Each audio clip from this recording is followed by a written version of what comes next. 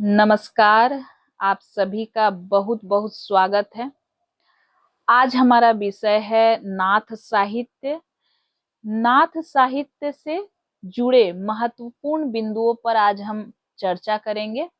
पहला जो बिंदु है वह यह है, नाथ साहित्य सिद्धों की भोग प्रधान योग साधना की प्रतिक्रिया स्वरूप विकसित साहित्य है। जो नाथ साहित्य रचा गया वह विरोध में रचा गया। किसके विरोध में? सिद्धों की भोग प्रधान योग साधना के विरोध में रचा गया है। इसमें हठ योग साधना का उपदेश दिया गया है। हठ योग साधना पर विशेष बल दिया गया है। यह खास जो विशेषता है यह नाथ साहित्य को सिद्ध साहित्य से अलग करती है। आगे देखते हैं। नाथों की कुल संख्या 9 मानी गई है। सभी नाथों में प्रथम आदिनाथ शिव माने जाते हैं। नाथ पंथ के प्रवर्तक कौन थे? गोरखनाथ थे, जो मत्स्येंद्र नाथ के शिष्य थे।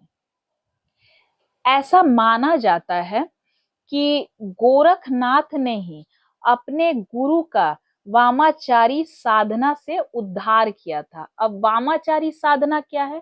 वामाचारी साधना का संबंध तांत्रिक साधना से है। इसे आसान भाषा में आप समझे तो तांत्रिक साधना से है वामाचारी साधना। तो इससे इन्हें गोरखनाथ ने बचाया था। किसको बचाया? अपने गुरु को। तो ये भी महत्वपूर्ण बिंदु है। आगे बढ़ते हैं। गोरखनाथ भक्ति विरोधी थे। इसको ध्यान में रखिएगा। गोरखनाथ जो थे वह भक्ति विरोधी थे। आगे चलते हैं, आगे देखते हैं। इसीलिए तुलसीदास जी ने एक कथन लिखा है। क्या है? देखिए, तुलसीदास जी ने लिखा है, गोरख जगायो जोग भक्ति भगायो लोग। यह विशेष जो पंक्ति, अक्सर लोग इसे गोरखनाथ की पंक्ति समझ लेते हैं। यह गोरखनाथ की पंक्ति नहीं है। गोरख जगायो जोग भक्ति भगायो लोग, यह कथन किसका है? यह पंक्ति तुलसीदास जी की है। आगे बढ़ते हैं। गोरखनाथ की कुल रचनाएं 40 मानी गई हैं और जिनमें 14 रचनाएं प्रमाणिक है। कुछ प्रमुख रचनाएं जो है नरवे बोध, आत्मबोध, प्राण संकली और शब्दी, ये प्रमुख है। आगे बढ़ते हैं। इनकी रचनाओं के संबंध में शुक्ल जी का कथन है। क्या है? कि इनमें सांप्रदायिक शिक्षा है। इसे याद रखेंगे। सिद्ध साहित्य हो या नाथ साहित्य हो, इसके बारे में शुक्ल जी अपनी एक राय रखते हैं जो विशेष महत्वपूर्ण है। इनमें मात्र सांप्रदायिक शिक्षा है। तो यह पंक्ति जहां भी आपको दिखे तो आप समझ ले कि यह कथन शुक्ल जी का है और नाथ साहित्य के बारे में है।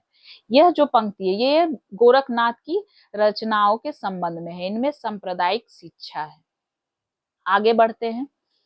आगे हम देखते हैं क्या है। गोरखनाथ का मुख्य स्थान गोरखपुर था। क्या था? मुख्य स्थान क्या था गोरखनाथ का?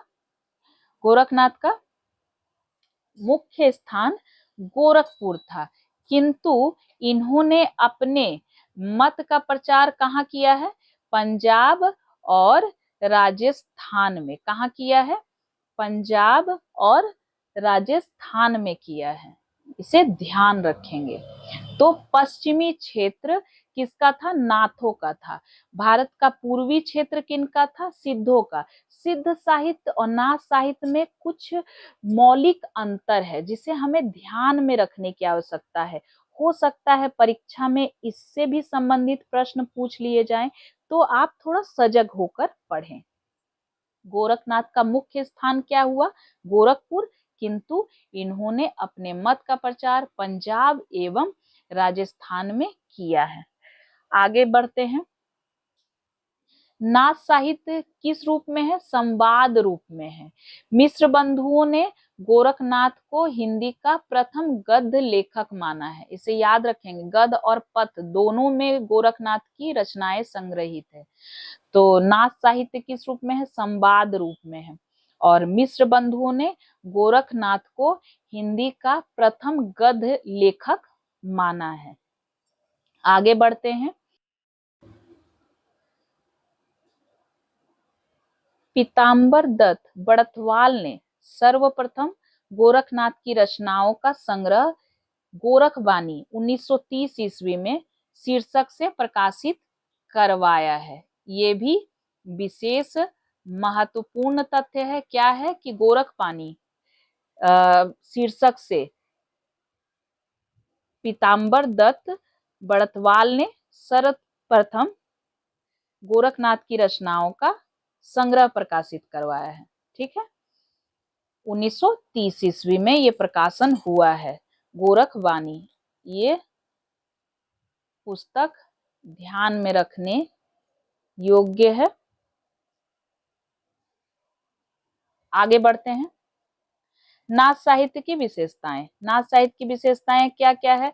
कर्मकांड, तीर्थाटन, जात पात का विरोध, ये याद रखेंगे। कर्मकांड, तीर्थाटन, जात पात का विरोध। दूसरा है आंतरिक साधना पर बल। तीसरा है नारी भोग का विरोध। यह ध्यान देने वाली बात है, नारी भोग का विरोध। सदुकड़ी भाषा, कैसी भाषा थी? सदुकड़ी भाषा थी। नाथ साहित्य की भाषा कौन सी है? सदुकड़ी भाषा है। और वैराग्य साधना पर जोर। तो यह 5 विशेषताएं, ये प्रमुख 5 विशेषताएं हैं नाथ साहित्य की। इन पर ध्यान देने की विशेष आवश्यकता है आगामी परीक्षा की दृष्टि से। उम्मीद है आज का वीडियो लेक्चर आपको पसंद आया होगा। मैं एक नए विषय के साथ जल्द ही आपसे मिलती हूँ। तब तक के लिए धन्यवाद।